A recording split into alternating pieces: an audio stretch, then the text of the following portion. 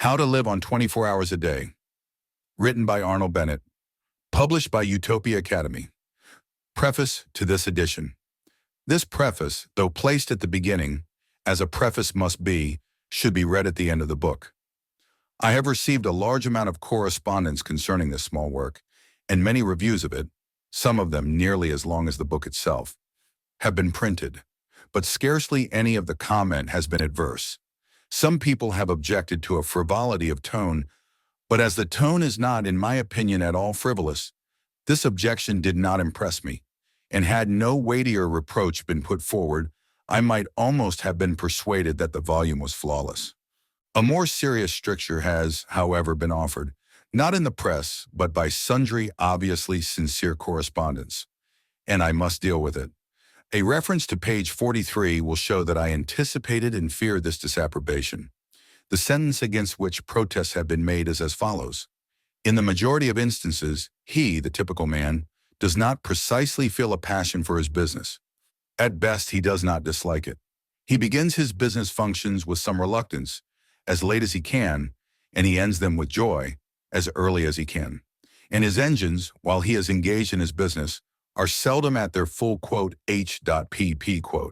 I am assured in accents of unmistakable sincerity that there are many businessmen, not merely those in high positions or with fine prospects, but modest subordinates with no hope of ever being much better off, who do enjoy their business functions, who do not shirk them, who do not arrive at the office as late as possible and depart as early as possible, who, in a word, put the whole of their force into their day's work and are genuinely fatigued at the end thereof. I am ready to believe it. I do believe it. I know it.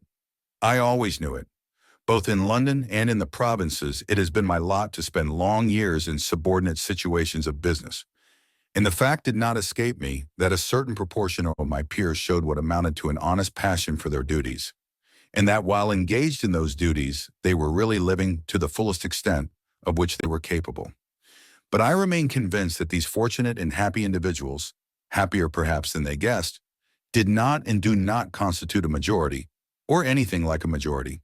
I remain convinced that the majority of decent, average, conscientious men of business, men with aspirations and ideals, do not as a rule go home of a night genuinely tired.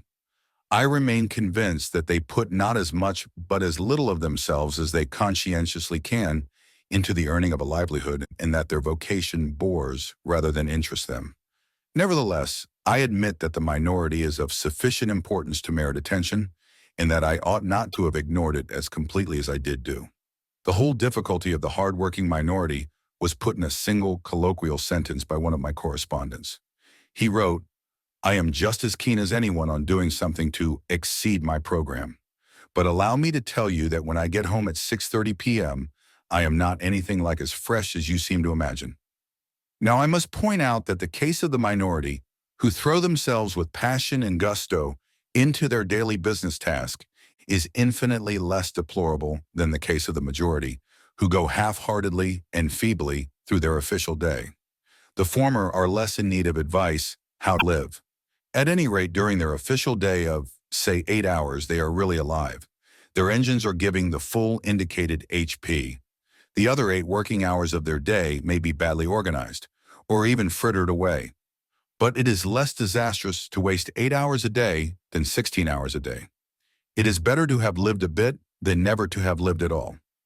The real tragedy is the tragedy of the man who is braced to effort neither in the office nor out of it. And to this man, this book is primarily addressed. But, says the other and more fortunate man, although my ordinary program is bigger than his, I want to exceed my program too. I am living a bit. I want to live more. But I really can't do another day's work on the top of my official day. The fact is, I, the author, ought to have foreseen that I should appeal most strongly to those who already had an interest in existence.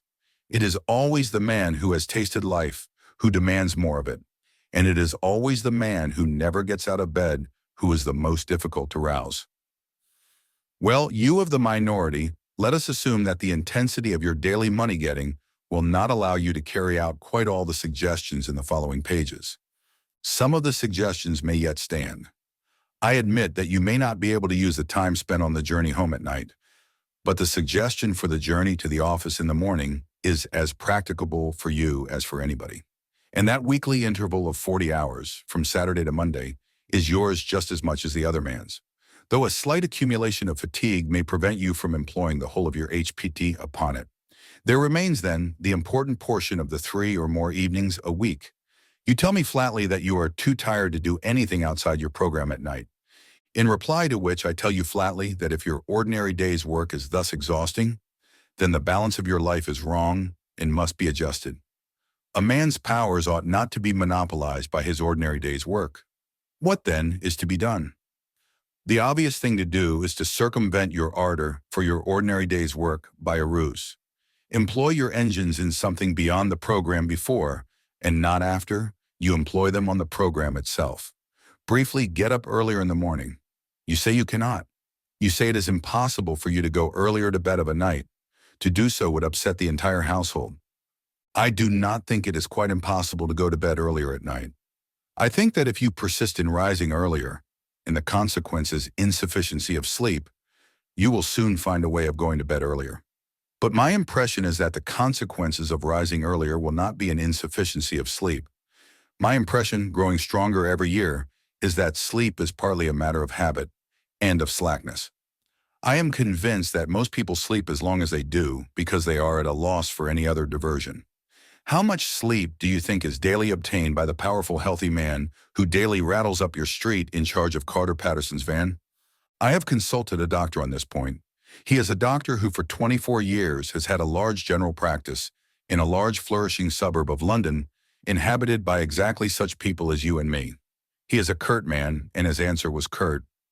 Most people sleep themselves stupid. He went on to give his opinion that 9 men out of 10 would have better health and more fun out of life if they spent less time in bed. Other doctors have confirmed this judgment, which of course does not apply to growing youths. Rise an hour and a half, or even 2 hours earlier, and, if you must, retire earlier when you can.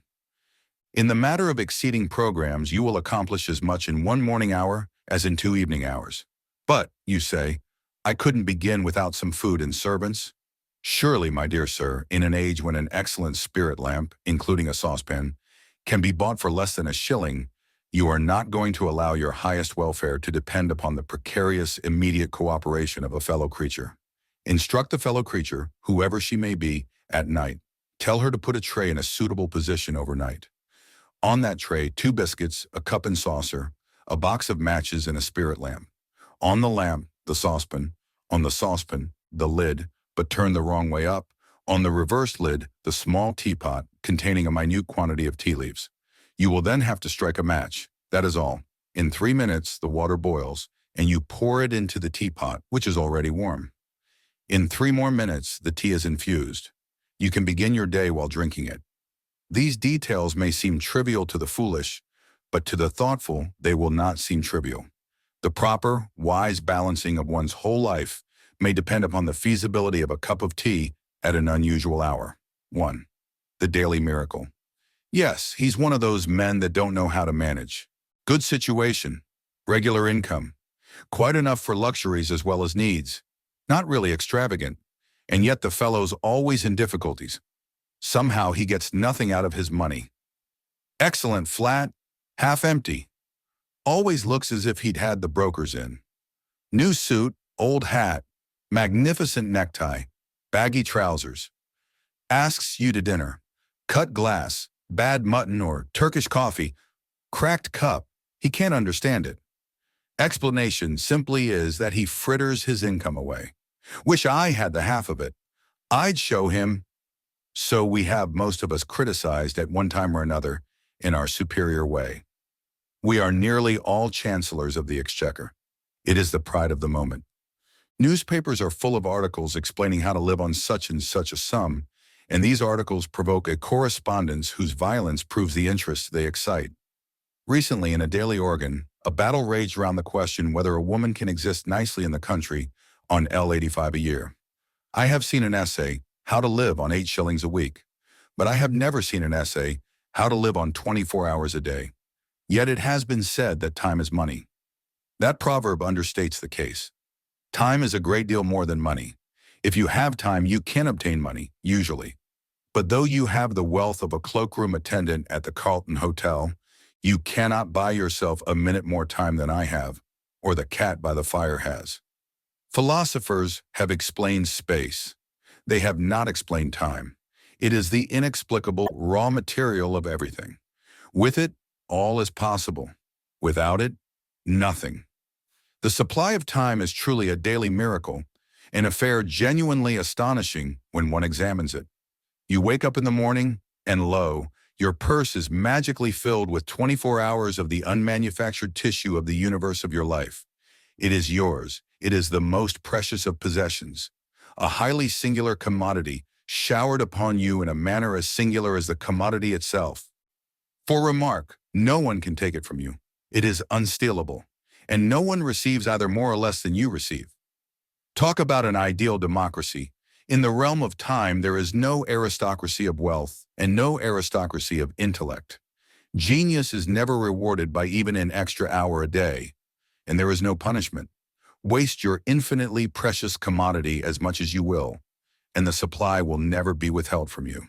No mysterious power will say, "This man is a fool, if not a knave. He does not deserve time. He shall be cut off at the meter." It is more certain than consoles, and payment of income is not affected by Sundays. Moreover, you cannot draw on the future. Impossible to get into debt. You can only waste the passing moment. You cannot waste tomorrow. It is kept for you. You cannot waste the next hour. It is kept for you. I said the affair was a miracle, is it not? You have to live on this 24 hours of daily time. Out of it, you have to spin health, pleasure, money, content, respect, in the evolution of your immortal soul. Its right use, its most effective use, is a matter of the highest urgency and of the most thrilling actuality. All depends on that. Your happiness, the elusive prize that you are all clutching for, my friends, depends on that. Strange that the newspapers, so enterprising and up-to-date as they are not full of how to live on a given income of time instead of how to live on a given income of money. Money is far commoner than time. When one reflects, one perceives that money is just about the commonest thing there is. It encumbers the earth in gross heaps. If one can't contrive to live on a certain income of money, one earns a little more, or steals it, or advertises for it. One doesn't necessarily muddle one's life because one can't quite manage on £1,000 a year. One braces the muscles and makes it guineas and balances the budget. But if one cannot arrange that an income of 24 hours a day shall exactly cover all proper items of expenditure, one does muddle one's life definitely. The supply of time, though gloriously regular, is cruelly restricted. Which of us lives on 24 hours a day? And when I say lives, I do not mean exists nor muddles through. Which of us is free from that uneasy feeling that the great spending departments of his daily life are not managed as they ought to be? Which of us is quite sure that his fine suit is not surmounted by a shameful hat, or that in attending to the crockery, he has forgotten the quality of the food? Which of us is not saying to himself, which of us has not been saying to himself all his life, "I shall alter that when I have a little more time"? We never shall have any more time. We have and we have always had all the time there is. It is the realization of this profound and neglected truth, which, by the way, I have not discovered, that has led me to the minute practical examination of daily time expenditure. 2. The desire to exceed one's program. But, someone may remark, with the English disregard of everything except the point, what is he driving at with his 24 hours a day? I have no difficulty in living on 24 hours a day. I do all that I want to do and still find time to go in for newspaper competitions. Surely it is a simple affair, knowing that one has only 24 hours a day, to content oneself with 24 hours a day. To you, my dear sir, I present my excuses and apologies. You are precisely the man that I have been wishing to meet for about 40 years. Will you kindly send me your name and address and state your charge for telling me how you do it? Instead of me talking to you, you ought to be talking to me. Please come forward.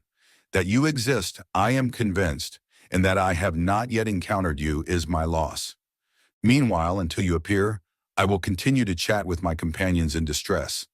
that innumerable band of souls who are haunted, more or less painfully, by the feeling that the years slip by and slip by and slip by, and that they have not yet been able to get their lives into proper working order.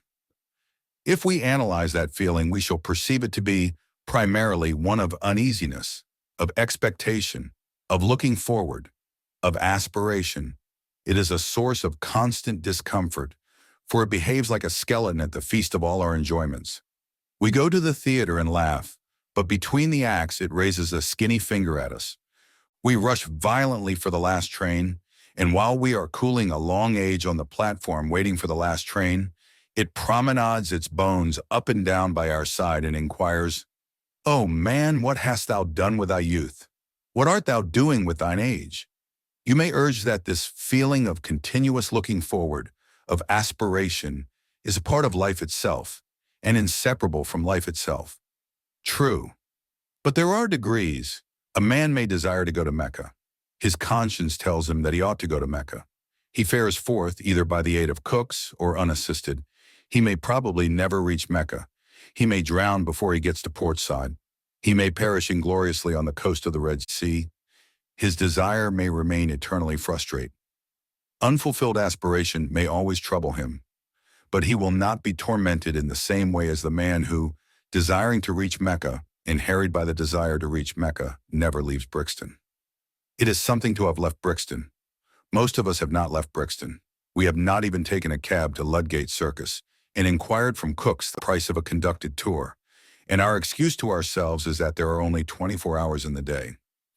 If we further analyze our vague, uneasy aspiration, we shall, I think, see that it springs from a fixed idea that we ought to do something in addition to those things which we are loyally and morally obliged to do. We are obliged, by various codes written and unwritten, to maintain ourselves and our families, if any, in health and comfort, to pay our debts, to save, to increase our prosperity by increasing our efficiency. A task sufficiently difficult, a task which very few of us achieve, a task often beyond our skill. Yet if we succeed in it, as we sometimes do, we are not satisfied. The skeleton is still with us. And even when we realize that the task is beyond our skill, that our powers cannot cope with it, we feel that we should be less discontented if we gave to our powers, already overtaxed, something still further to do. And such is indeed the fact. The wish to accomplish something outside their formal program is common to all men who in the course of evolution have risen past a certain level. Until an effort is made to satisfy that wish, the sense of uneasy waiting for something to start which has not started will remain to disturb the peace of the soul. That wish has been called by many names. It is one form of the universal desire for knowledge. And it is so strong that men whose whole lives have been given to the systematic acquirement of knowledge have been driven by it to overstep the limits of their program in search of still more knowledge. Even Herbert Spencer, in my opinion the greatest mind that ever lived, was often forced by it into agreeable little backwaters of inquiry. I imagine that in the majority of people who are conscious of the wish to live, that is to say, people who have intellectual curiosity, the aspiration to exceed formal programs takes a literary shape. They would like to embark on a course of reading. Decidedly, the British people are becoming more and more literary. But I would point out that literature by no means comprises the whole field of knowledge, and that the disturbing thirst to improve oneself, to increase one's knowledge, may well be slaked quite apart from literature. With the various ways of slaking I shall deal later. Here I merely point out to those who have no natural sympathy with literature that literature is not the only well. 3. Precautions before beginning. Now that I have succeeded, if succeeded I have, in persuading you to admit to yourself that you are constantly haunted by a suppressed dissatisfaction with your own arrangement of your daily life, and that the primal cause of that inconvenient dissatisfaction is the feeling that you are every day leaving undone something which you would like to do, and which indeed you are always hoping to do when you have more time. And now that I have drawn your attention to the glaring, dazzling truth that you never will have more time, since you already have all the time there is, you expect me to let you into some wonderful secret by which you may at any rate approach the ideal of a perfect arrangement of the day, and by which, therefore, that haunting, unpleasant, daily disappointment of things left undone will be got rid of. I have found no such wonderful secret, nor do I expect to find it, nor do I expect that anyone else will ever find it. It is undiscovered. When you first began to gather my drift, perhaps there was a resurrection of hope in your breast. Perhaps you said to yourself, "This man will show me an easy, unfatiguing way of doing what I have so long in vain wished to do." Alas, no. The fact is that there is no easy way, no royal road. The path to Mecca is extremely hard and stony, and the worst of it is that you never quite get there after all. The most important preliminary to the task of arranging one's life, so that one may live fully and comfortably within one's daily budget of 24 hours, is the calm realization of the extreme difficulty of the task, of the sacrifices and the endless effort which it demands. I cannot too strongly insist on this. If you imagine that you will be able to achieve your ideal by ingeniously planning out a timetable with a pen on a piece of paper, you had better give up hope at once. If you are not prepared for discouragements and disillusions, if you will not be content with a small result for a big effort, then do not begin. Lie down again and resume the uneasy doze which you call your existence. It is very sad, is it not? Very depressing and somber. And yet I think it is rather fine, too, this necessity for the tense bracing of the will before anything worth doing can be done. I rather like it myself. I feel it to be the chief thing that differentiates me from the cat by the fire. Well, you say, assume that I am braced for the battle. Assume that I have carefully weighed and comprehended your ponderous remarks. How do I begin? Dear sir, you simply begin. There is no magic method of beginning. If a man standing on the edge of a swimming bath and wanting to jump into the cold water should ask you, "How do I begin to jump?" you would merely reply, "Just jump, take hold of your nerves, and jump." As I have previously said, the chief beauty about the constant supply of time is that you cannot waste it in advance. The next year, the next day, the next hour are lying ready for you, as perfect, as unspoiled, as if you had never wasted or misapplied a single moment in all your career, which fact is very gratifying and reassuring. You can turn over a new leaf every hour if you choose. Therefore, no object is served in waiting till next week, or even until tomorrow. You may fancy that the water will be warmer next week. It won't. It will be colder. But before you begin, let me murmur a few words of warning in your private ear. Let me principally warn you against your own ardor. Ardor in well-doing is a misleading and a treacherous thing. It cries out loudly for employment. You can't satisfy it at first. It wants more and more. It is eager to move mountains and divert the course of rivers. It isn't content till it perspires. And then too often, when it feels the perspiration on its brow, it wearies all of a sudden and dies, without even putting itself to the trouble of saying, "I've had enough of this." Beware of undertaking too much at the start. Be content with quite a little. Allow for accidents. Allow for human nature, especially your own. A failure or so, in itself, would not matter if it did not incur a loss of self-esteem and of self-confidence. But just as nothing succeeds like success, so nothing fails like failure. Most people who are ruined by attempting too much. Therefore, in setting out on the immense enterprise of living fully and comfortably within the narrow limits of 24 hours a day, let us avoid at any cost the risk of an early failure. I will not agree that in this business, at any rate, a glorious failure is better than a petty success. I am all for the petty success. A glorious failure leads to nothing. A petty success may lead to a success that is not petty. So let us begin to examine the budget of the day's time. You say your day is already full to overflowing. How? You actually spend in earning your livelihood. How much? 7 hours on the average? And in actual sleep, 7? I will add 2 hours and be generous. And I will defy you to account to me on the spur of the moment for the other 8 hours. 4. The cause of the troubles. In order to come to grips at once with the question of time expenditure in all its actuality, I must choose an individual case for examination. I can only deal with one case, and that case cannot be the average case, because there is no such case as the average case, just as there is no such man as the average man. Every man and every man's case is special. But if I take the case of a Londoner who works in an office, whose office hours are from 10 to 6, and who spends 50 minutes morning and night in traveling between his house door and his office door, I shall have got as near to the average as facts permit. There are men who have to work longer for a living, but there are others who do not have to work so long. Fortunately, the financial side of existence does not interest us here. For our present purpose, the clerk at £1 a week is exactly as well off as the millionaire in Carlton House Terrace. Now, the great and profound mistake which my typical man makes in regard to his day is a mistake of general attitude, a mistake which vitiates and weakens two-thirds of his energies and interests. In the majority of instances, he does not precisely feel a passion for his business. At best, he does not dislike it. He begins his business functions with reluctance, as late as he can, and he ends them with joy, as early as he can. And his engines, while he is engaged in his business, are seldom at their full HP. I know that I shall be accused by angry readers of traducing the city worker, but I am pretty thoroughly acquainted with the city, and I stick to what I say.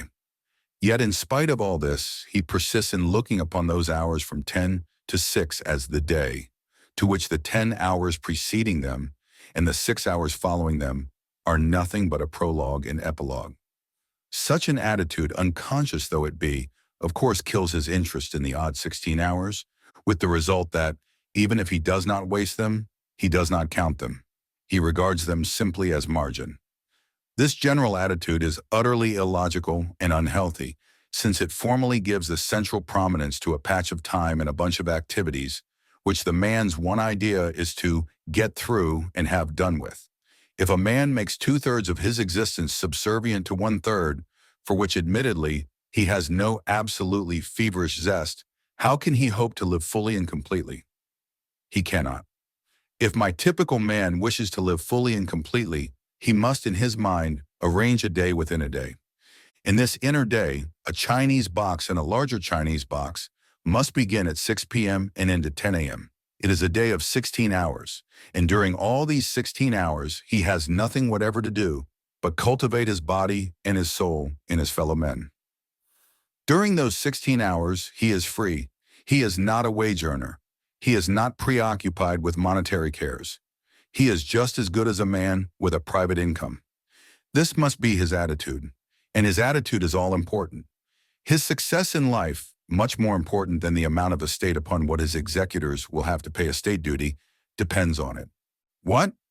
You say that full energy given to those 16 hours will lessen the value of the business 8? Not so. On the contrary, it will assuredly increase the value of the business 8. One of the chief things which my typical man has to learn is that the mental faculties are capable of a continuous hard activity.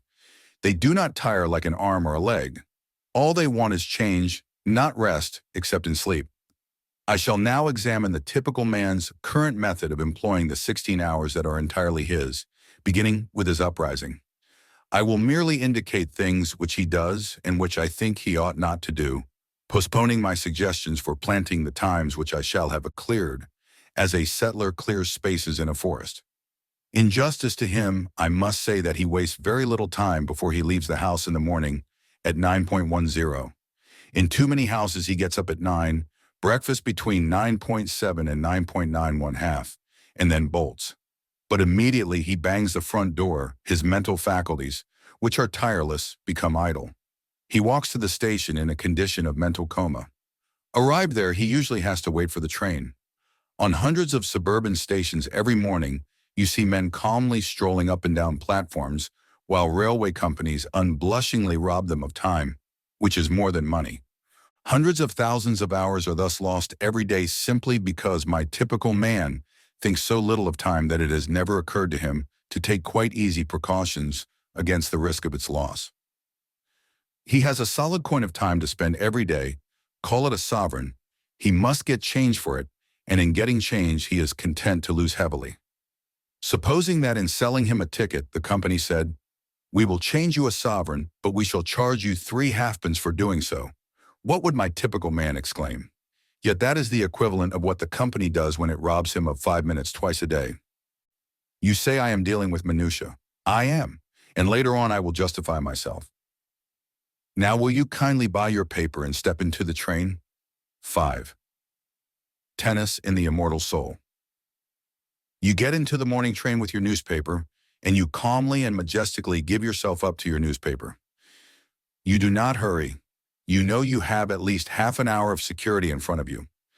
As your glance lingers idly at the advertisements of shipping and of songs on the outer pages, your air is the air of a leisured man, wealthy in time, of a man from some planet where there are 124 hours a day instead of 24. I am an impassioned reader of newspapers. I read 5 English and 2 French dailies, and the news agents alone know how many weeklies regularly. I am obliged to mention this personal fact lest I should be accused of a prejudice against newspapers when I say that I object to the reading of newspapers in the morning train. Newspapers are produced with rapidity, to be read with rapidity. There is no place in my daily program for newspapers. I read them as I may in odd moments, but I do read them. The idea of devoting to them 30 or 40 consecutive minutes of wonderful solitude, for nowhere can one more perfectly immerse oneself in oneself than in a compartment full of silent, withdrawn, smoking males, is to me repugnant. I cannot possibly allow you to scatter priceless pearls of time with such oriental lavishness. You are not the Shah of time. Let me respectfully remind you that you have no more time than I have. No newspaper reading in trains. I have already put by about 3/4 of an hour for use. Now you reach your office, and I abandon you there till 6 o'clock. I am aware that you have nominally an hour, often in reality an hour and a half, in the midst of the day, less than half of which time is given to eating. But I will leave you all that to spend as you choose. You may read your newspapers then. I meet you again as you emerge from your office. You are pale and tired.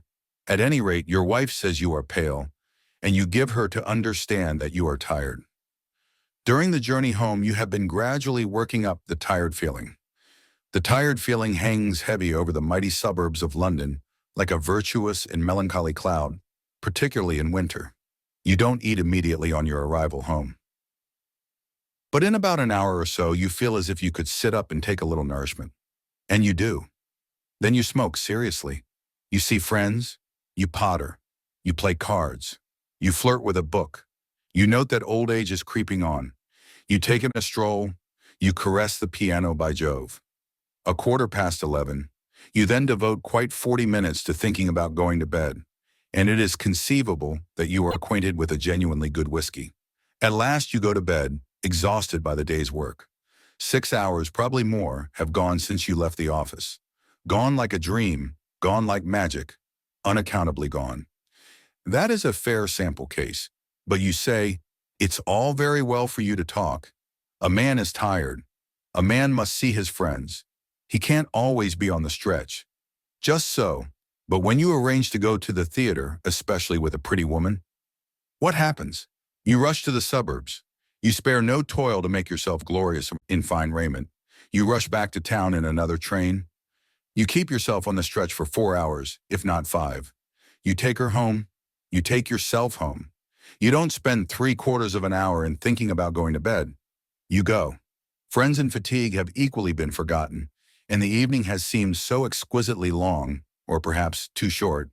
And do you remember that time when you were persuaded to sing in the chorus of the Amateur Operatic Society, enslaved 2 hours every other night for 3 months?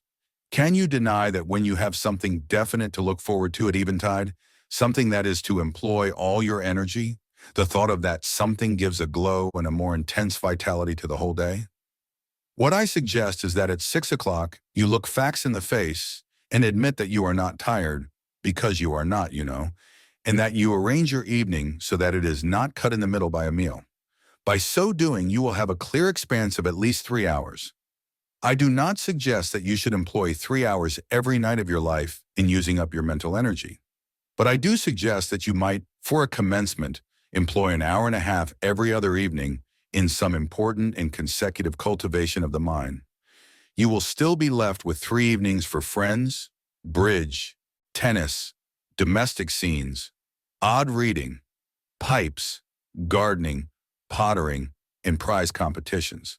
You will still have the terrific wealth of 45 hours between 2 p.m. Saturday and 10 a.m. Monday.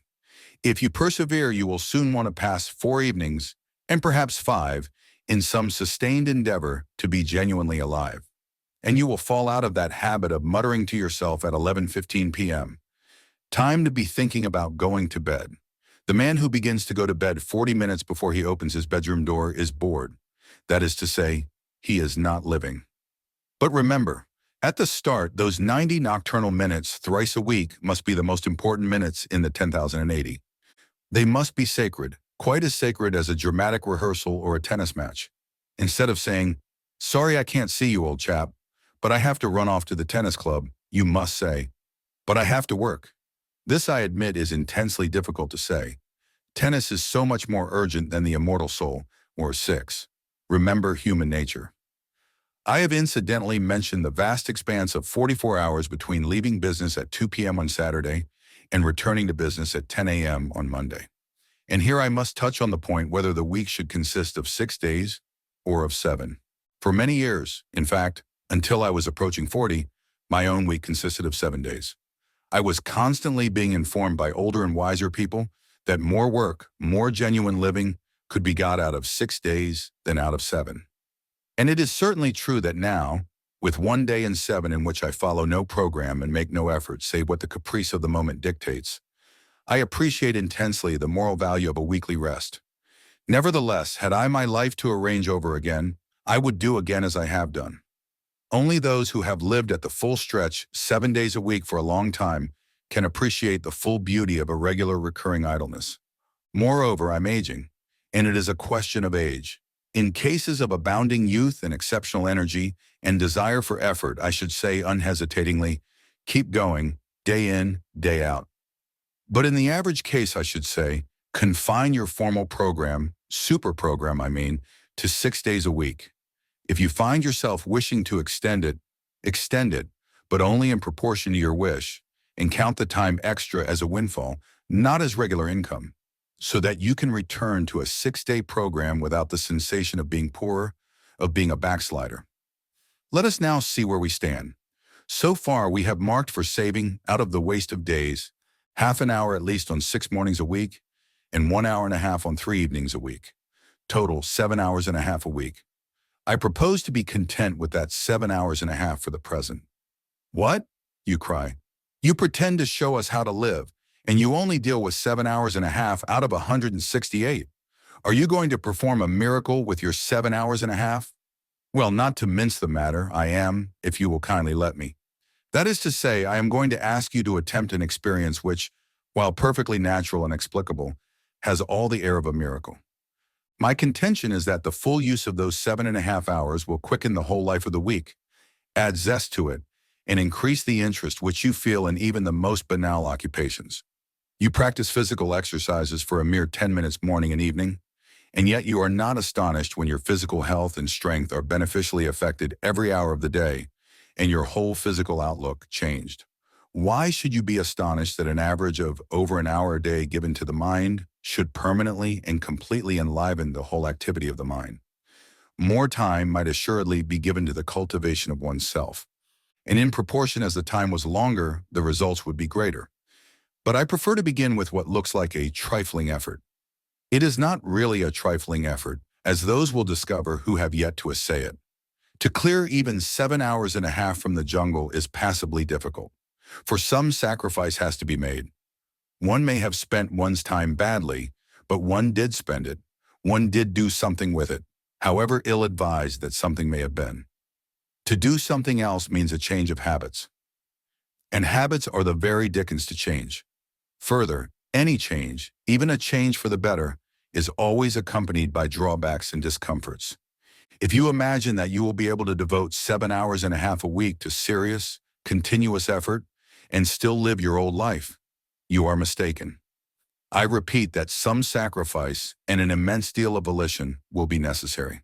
And it is because I know the difficulty, it is because I know the almost disastrous effect of failure in such an enterprise, that I earnestly advise a very humble beginning. You must safeguard your self-respect. Self-respect is at the root of all purposefulness, and a failure in an enterprise deliberately planned deals a desperate wound at one's self-respect. Hence, I iterate and reiterate. Start quietly, unostentatiously. When you have conscientiously given 7 hours and a half a week to the cultivation of your vitality for 3 months, then you may begin to sing louder and tell yourself what wondrous things you are capable of doing. Before coming to the method of using the indicated hours, I have one final suggestion to make. That is, as regards the evenings, to allow much more than an hour and a half in which to do the work of an hour and a half. Remember the chance of accidents. Remember human nature. And give yourself, say, from 9 to 11.30 for your task of 90 minutes. 7. Controlling the mind. People say, one can't help one's thoughts, but one can. The control of the thinking machine is perfectly possible. And since nothing whatever happens to us outside our own brain, since nothing hurts us or gives us pleasure except within the brain, the supreme importance of being able to control what goes on in that mysterious brain is patent. This idea is one of the oldest platitudes, but it is a platitude whose profound truth and urgency most people live and die without realizing. People complain of the lack of power to concentrate, not witting that they may acquire the power if they choose. And without the power to concentrate, that is to say, without the power to dictate to the brain its task and to ensure obedience, true life is impossible. Mind control is the first element of a full existence. Hence, it seems to me, the first business of the day should be to put the mind through its paces. You look after your body, inside and out. You run grave danger in hacking hairs off your skin. You employ a whole army of individuals, from the milkman to the pig killer, to enable you to bribe your stomach into decent behavior. Why not devote a little attention to the far more delicate machinery of the mind, especially as you will require no extraneous aid? It is for this portion of the art and craft of living that I have reserved the time from the moment of quitting your door to the moment of arriving at your office. What? I am to cultivate my mind in the street, on the platform, in the train, and in the crowded street again. Precisely. Nothing simpler. No tools required. Not even a book. Nevertheless, the affair is not easy. When you leave your house, concentrate your mind on a subject, no matter what to begin with. You will not have gone 10 yards before your mind has skipped away under your very eyes and is larking round the corner with another subject. Bring it back by the scruff of the neck. Ere you have reached the station, you will have brought it back about 40 times. Do not despair. Continue. Keep it up. You will succeed. You cannot by any chance fail if you persevere. It is idle to pretend that your mind is incapable of concentration. Do you not remember that morning when you received a disquieting letter which demanded a very carefully worded answer? How you kept your mind steadily on the subject of the answer, without a second's intermission, until you reached your office, whereupon you instantly sat down and wrote the answer? That was a case in which you were roused by circumstances to such a degree of vitality that you were able to dominate your mind like a tyrant. You would have no trifling. You insisted that its work should be done, and its work was done. By the regular practice of concentration, as to which there is no secret, save the secret of perseverance, you can tyrannize over your mind, which is not the highest part of you, every hour of the day and in no matter what place. The exercise is a very convenient one. If you got into your morning train with a pair of dumbbells for your muscles, or an encyclopedia and 10 volumes for your learning, you would probably excite remark. But as you walk in the street, or sit in the corner of the compartment behind a pipe, or strap hang on the subterranean, who is to know that you are engaged in the most important of daily acts? What asinine bore can laugh at you? I do not care what you concentrate on, so long as you concentrate. It is the mere disciplining of the thinking machine that counts. But still, you may as well kill 2 birds with 1 stone and concentrate on something useful. I suggest, it is only a suggestion, a little chapter of Marcus Aurelius or Epictetus. Do not, I beg, shy at their names. For myself, I know nothing more actual, more bursting with plain common sense, applicable to the daily life of plain persons like you and me, who hate airs, pose, and nonsense, than Marcus Aurelius or Epictetus. Read a chapter, and so short they are, the chapters, in the evening, and concentrate on it the next morning. You will see. Yes, my friend, it is useless for you to try to disguise the fact. I can hear your brain like a telephone at my ear. You are saying to yourself, this fellow was doing pretty well up to his 7th chapter. He had begun to interest me faintly. But what he says about thinking in trains and concentration and so on is not for me. It may be well enough for some folks, but it isn't in my line. It is for you, I passionately repeat. It is for you. Indeed, you are the very man I am aiming at. Throw away the suggestion, and you throw away the most precious suggestion that was ever offered to you. It is not my suggestion. It is the suggestion of the most sensible, practical, hard-headed men who have walked the earth. I only give it you at second hand. Try it. Get your mind in hand and see how the process cures half the evils of life, especially worry, that miserable, avoidable, shameful disease. Worry. 8. The reflective mood, the exercise of concentrating the mind, to which at least half an hour a day should be given, is a mere preliminary, like scales on the piano. Having acquired power over that most unruly member of one's complex organism, one has naturally to put it to the yoke. Useless to possess an obedient mind unless one profits to the furthest possible degree by its obedience. A prolonged primary course of study is indicated. Now, as to what this course of study should be, there cannot be any question. There never has been any question. All the sensible people of all ages are agreed upon it, and it is not literature, nor is it any other art, nor is it history, nor is it any science. It is the study of oneself. Man, know thyself. These words are so hackneyed that verily I blush to write them. Yet they must be written, for they need to be written. I take back my blush, being ashamed of it. Man, know thyself. I say it out loud. The phrase is one of those phrases with which everyone is familiar, of which everyone acknowledges the value, and which only the most sagacious put into practice. I don't know why. I am entirely convinced that what is more than anything else lacking in the life of the average, well-intentioned man of today is the reflective mood. We do not reflect. I mean that we do not reflect upon genuinely important things, upon the problem of our happiness, upon the main direction in which we are going, upon what life is giving to us, upon the share which reason has or has not in determining our actions, and upon the relation between our principles and our conduct. And yet you are in search of happiness, are you not? Have you discovered it? The chances are that you have not. The chances are that you have already come to believe that happiness is unattainable. But men have attained it, and they have attained it by realizing that happiness does not spring from the procuring of physical or mental pleasure, but from the development of reason and the adjustment of conduct to principles. I suppose that you will not have the audacity to deny this, and if you admit it, and still devote no part of your day to the deliberate consideration of your reason, principles, and conduct, you admit also that while striving for a certain thing, you are regularly leaving undone the one act which is necessary to the attainment of that thing.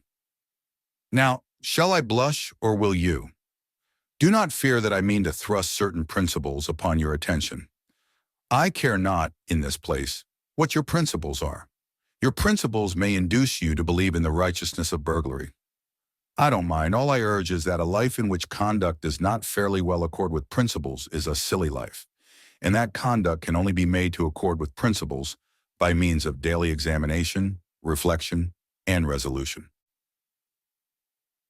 What leads to the permanent sorrowfulness of burglars is that their principles are contrary to burglary.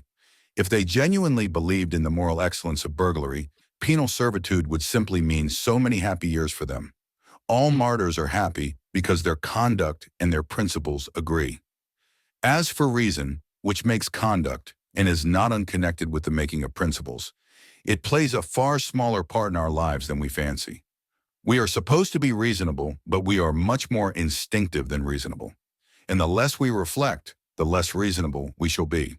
The next time you get cross with the waiter because your steak is overcooked, ask reason to step into the cabinet room of your mind and consult her.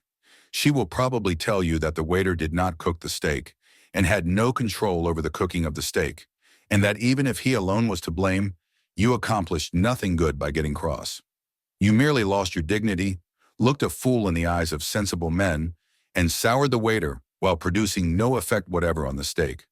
The result of this consultation with reason, for which she makes no charge, will be that when once more your steak is overcooked, you will treat the waiter as a fellow creature, remain quite calm in a kindly spirit, and politely insist on having a fresh steak. The gain will be obvious and solid. In the formation or modification of principles and the practice of conduct, much help can be derived from printed books, issued at sixpence each and upwards. I mentioned in my last chapter Marcus Aurelius and Epictetus. Certain even more widely known works will occur at once to the memory. I may also mention Pascal, La Bruyere, and Emerson. For myself, you do not catch me traveling without my Marcus Aurelius. Yes, books are valuable, but not reading of books will take the place of a daily, candid, honest examination of what one has recently done and what one is about to do, of a steady looking at oneself in the face, disconcerting though the sight may be. When shall this important business be accomplished? The solitude of the evening journey home appears to me to be suitable for it. A reflective mood naturally follows the exertion of having earned the day's living. Of course, if instead of attending to an elementary and profoundly important duty, you prefer to read the paper, which you might just as well read while waiting for your dinner, I have nothing to say, but attend to it at some time of the day you must. I now come to the evening hours. 9. Interest in the arts. Many people pursue a regular and uninterrupted course of idleness in the evenings because they think that there is no alternative to idleness but the study of literature, and they do not happen to have a taste for literature. This is a great mistake. Of course, it is impossible, or at any rate very difficult, properly to study anything whatever without the aid of printed books. But if you desire to understand the deeper depths of bridge or of boat sailing, you would not be deterred by your lack of interest in literature from reading the best books on bridge or boat sailing. We must therefore distinguish between literature and books treating of subjects not literary. I shall come to literature in due course. Let me now remark to those who have never read Meredith and who are capable of being unmoved by a discussion as to whether Mr. Stephen Phillips is or is not a true poet, that they are perfectly within their rights. It is not a crime not to love literature. It is not a sign of imbecility. The mandarins of literature will order out to instant execution the unfortunate individual who does not comprehend, say, the influence of Wordsworth on Tennyson. But that is only their impudence. Where would they be, I wonder, if requested to explain the influences that went to make Tchaikovsky's pathetic symphony? There are enormous fields of knowledge quite outside literature which will yield magnificent results to cultivators. For example, since I have just mentioned the most popular piece of high-class music in England today, I am reminded that the promenade concerts begin in August. You go to them, you smoke your cigar or cigarette, and I regret to say that you strike your matches during the soft bars of the Lohengrin Overture, and you enjoy the music. But you say you cannot play the piano or the fiddle or even the banjo, that you know nothing of music. What does that matter? That you have a genuine taste for music is proved by the fact that, in order to fill his hall with you and your peers, the conductor is obliged to provide programs from which bad music is almost entirely excluded, a change from the old Covent Garden days. Now, surely your inability to perform the Maiden's Prayer on a piano need not prevent you from making yourself familiar with the construction of the orchestra to which you listen a couple of nights a week during a couple of months. As things are, you probably think of the orchestra as a heterogeneous mass of instruments producing a confused, agreeable mass of sound. You do not listen for details because you have never trained your ears to listen to details. If you were asked to name the instruments which play the great theme at the beginning of the C minor symphony, you could not name them for your life's sake. Yet you admire the C minor symphony. It has thrilled you. It will thrill you again. You have even talked about it in an expansive mood to that lady. You know whom I mean. And all you can positively state about the C minor symphony is that Beethoven composed it and that it is a jolly fine thing. Now, if you have read, say, Mr. Krehbiel's How to Listen to Music, which can be got at any bookseller's for less than the price of a stall at the Alhambra, and which contains photographs of all the orchestral instruments and plans of the arrangement of orchestras, you would next go to a promenade concert with an astonishing intensification of interest in it. Instead of a confused mass, the orchestra would appear to you as what it is, a marvelously balanced organism whose various groups of members each have a different and an indispensable function. You would spy out the instruments and listen for their respective sounds. You would know the gulf that separates a French horn from an English horn, and you would perceive why a player of the hautboy gets higher wages than a fiddler, though the fiddle is the more difficult instrument. You would live at a promenade concert, whereas previously you had merely existed there in a state of beatific coma, like a baby gazing at a bright object. The foundations of a genuine, systematic knowledge of music might be laid. You might specialize your inquiries either on a particular form of music, such as the symphony, or on the works of a particular composer. At the end of a year of 48 weeks of 3 brief evenings each, combined with a study of programs and attendances at concerts chosen out of your increasing knowledge, you would really know something about music, even though you were as far off as ever from jangling the Maiden's Prayer on the piano. But I hate music, you say. My dear sir, I respect you. What applies to music applies to the other arts. I might mention Mr. Claremont Witt's How to Look at Pictures, or Mr. Russell Sturgis's How to Judge Architecture, as beginnings, merely beginnings, of systematic vitalizing knowledge in other arts, the materials for whose study abound in London. I hate all the arts, you say. My dear sir, I respect you more and more. I will deal with your case next, before coming to literature. 10. Nothing in life is humdrum. Art is a great thing, but it is not the greatest. The most important of all perceptions is the continual perception of cause and effect. In other words, the perception of the continuous development of the universe. In still other words, the perception of the course of evolution. When one has thoroughly got imbued into one's head the leading truth that nothing happens without a cause, one grows not only large-minded, but large-hearted. It is hard to have one's watch stolen, but one reflects that the thief of the watch became a thief from causes of heredity and environment which are as interesting as they are scientifically comprehensible. And one buys another watch, if not with joy, at any rate with a philosophy that makes bitterness impossible. One loses in the study of cause and effect that absurd air which so many people have of being always shocked and pained by the curiousness of life. Such people live amid human nature as if human nature were a foreign country full of awful foreign customs. But having reached maturity, one ought surely to be ashamed of being a stranger in a strange land. The study of cause and effect, while it lessens the painfulness of life, adds to life's picturesqueness. The man to whom evolution is but a name looks at the sea as a grandiose, monotonous spectacle, which he can witness in August for 3 shillings third-class return. The man who is imbued with the idea of development, of continuous cause and effect, perceives in the sea an element which in the day before yesterday of geology was vapor, which yesterday was boiling, and which tomorrow will inevitably be ice.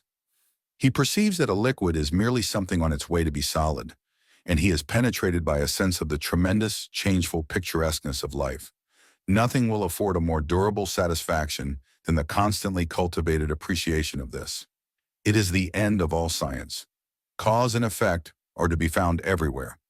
Rents went up in Shepherd's Bush. It was painful and shocking that rents should go up in Shepherd's Bush. But to a certain point, we are all scientific students of cause and effect, and there was not a clerk lunching at a Lyons restaurant who did not scientifically put 2 and 2 together and see in the once 2-penny tube the cause of an excessive demand for wigwams in Shepherd's Bush, and in the excessive demand for wigwams, the cause of the increase in the price of wigwams. Simple, you say disdainfully. Everything, the whole complex movement of the universe, is as simple as that, when you can sufficiently put 2 and 2 together. And my dear sir, perhaps you happen to be an estate agent's clerk, and you hate the arts, and you want to foster your immortal soul, and you can't be interested in your business because it's so humdrum. Nothing is humdrum. The tremendous, changeful picturesqueness of life is marvelously shown in an estate agent's office. What? There was a block of traffic in Oxford Street. To avoid the block, people actually began to travel under the cellars and drains, and the result was a rise of rents in Shepherd's Bush. And you say that isn't picturesque. Suppose you were to study, in this spirit, the property question in London for an hour and a half every other evening. Would it not give zest to your business and transform your whole life? You would arrive at more difficult problems, and you would be able to tell us why, as the natural result of cause and effect, the longest straight street in London is about 1.5 yards in length, while the longest absolutely straight street in Paris extends for miles. I think you will admit that in an estate agent's clerk, I have not chosen an example that specially favors my theories. You are a bank clerk, and you have not read that breathless romance, disguised as a scientific study. Walter Bagehot's Lombard Street. Ah, my dear sir, if you had begun with that and followed it up for 90 minutes every other evening, how enthralling your business would be to you, and how much more clearly you would understand human nature. You are penned in town, but you love excursions to the country and the observation of wildlife. Certainly a heart-enlarging diversion. Why don't you walk out of your house door in your slippers to the nearest gas lamp of a night with a butterfly net and observe the wildlife of common and rare moths that is beating about it, and coordinate the knowledge thus obtained and build a superstructure on it, and at last get to know something about something? You need not be devoted to the arts, not to literature, in order to live fully.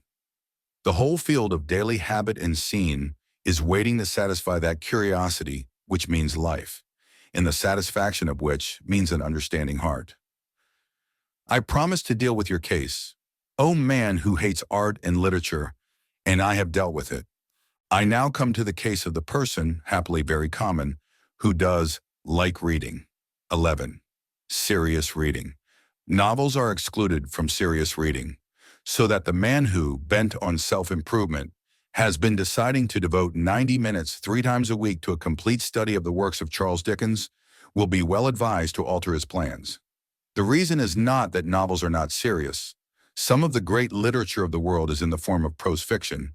The reason is that bad novels ought not to be read, and that good novels never demand any appreciable mental application on the part of the reader. It is only the bad parts of Meredith's novels that are difficult. A good novel rushes you forward like a skiff down a stream, and you arrive at the end, perhaps breathless but unexhausted. The best novels involve the least strain.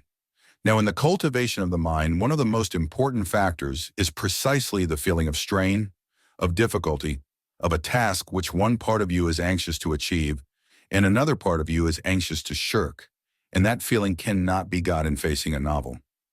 You do not set your teeth in order to read Anna Karenina.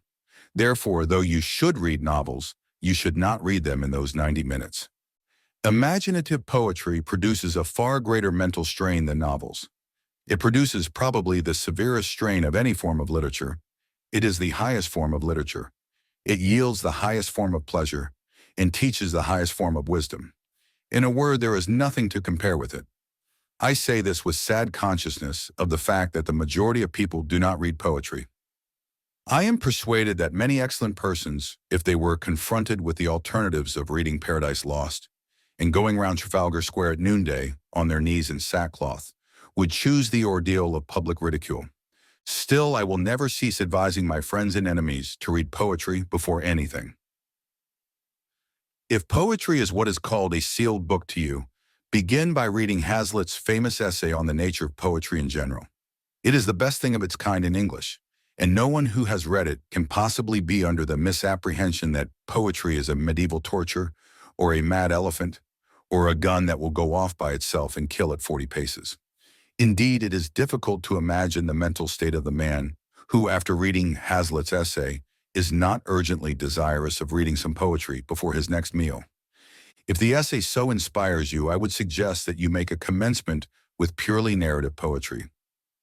There is an infinitely finer English novel written by a woman than anything by George Eliot or the Brontes, or even Jane Austen, which perhaps you have not read. Its title is Aurora Leigh, and its author E.B. Browning. It happens to be written in verse and to contain a considerable amount of genuinely fine poetry. Decide to read that book through, even if you die for it. Forget that it is fine poetry.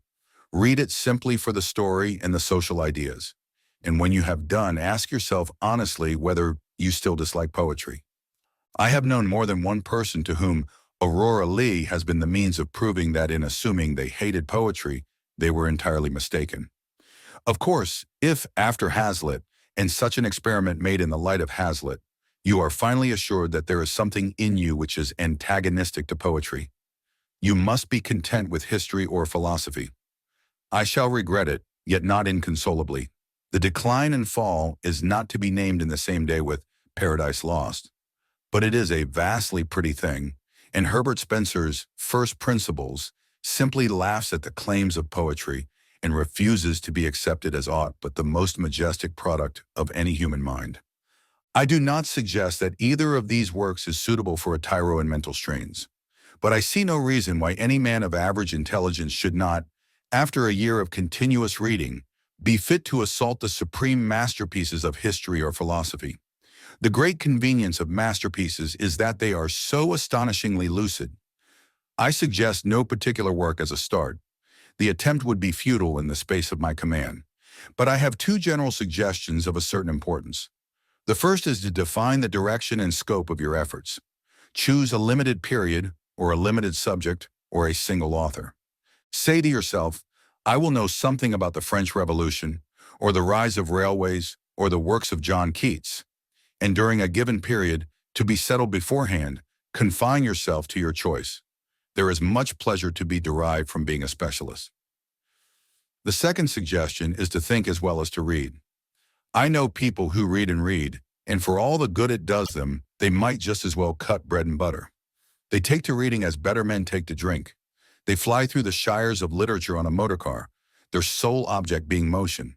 They will tell you how many books they have read in a year. Unless you give at least 45 minutes to careful, fatiguing reflection, it is an awful bore at first. Upon what you are reading, your 90 minutes of a night are chiefly wasted. This means that your pace will be slow. Never mind. Forget the goal, think only of the surrounding country, and after a period, perhaps when you least expect it, you will suddenly find yourself in a lovely town on a hill. 12. Dangers to avoid.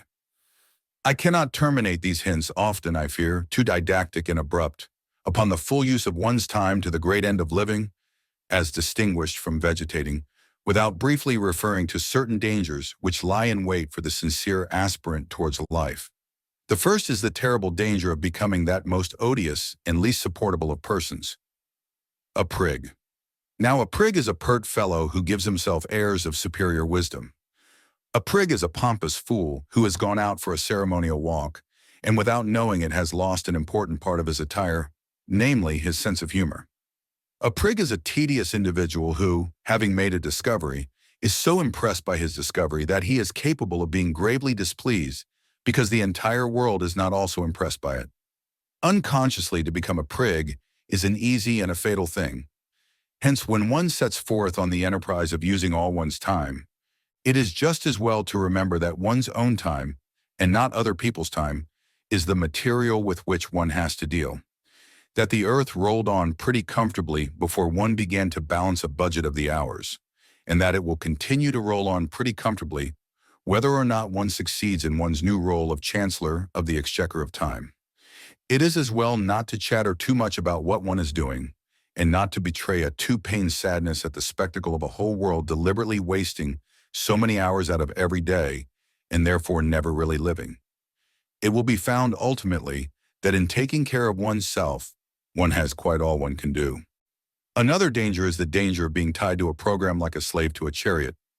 One's program must not be allowed to run away with one. It must be respected, but it must not be worshipped as a fetish. A program of daily employ is not a religion. This seems obvious, yet I know men whose lives are a burden to themselves and a distressing burden to their relatives and friends simply because they have failed to appreciate the obvious. "Oh no," I have heard the martyred wife exclaim, "Arthur always takes the dog out for exercise at 8 o'clock, and he always begins to read at 8:45. So it's quite out of the question that we should," etc., etc. And the note of absolute finality in that plaintive voice reveals the unsuspected and ridiculous tragedy of a career. On the other hand, a program is a program, and unless it is treated with deference, it ceases to be anything but a poor joke.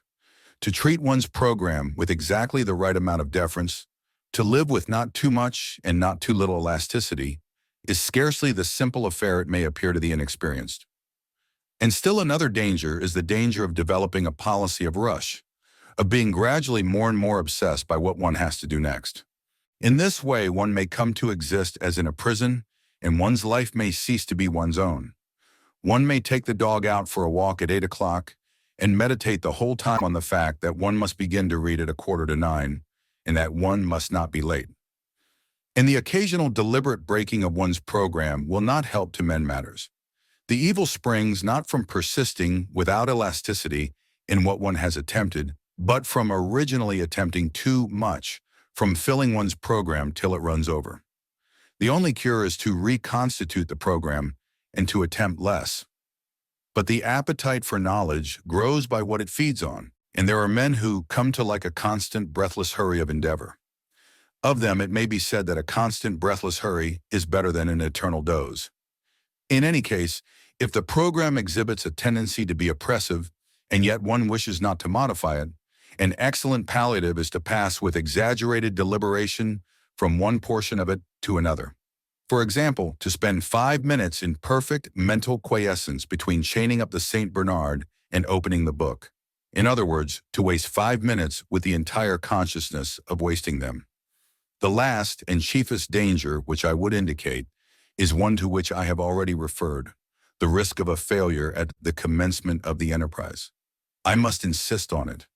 A failure at the commencement may easily kill outright the newborn impulse towards a complete vitality, and therefore every precaution should be observed to avoid it. The impulse must not be overtaxed. Let the pace of the first lap be even absurdly slow, but let it be as regular as possible.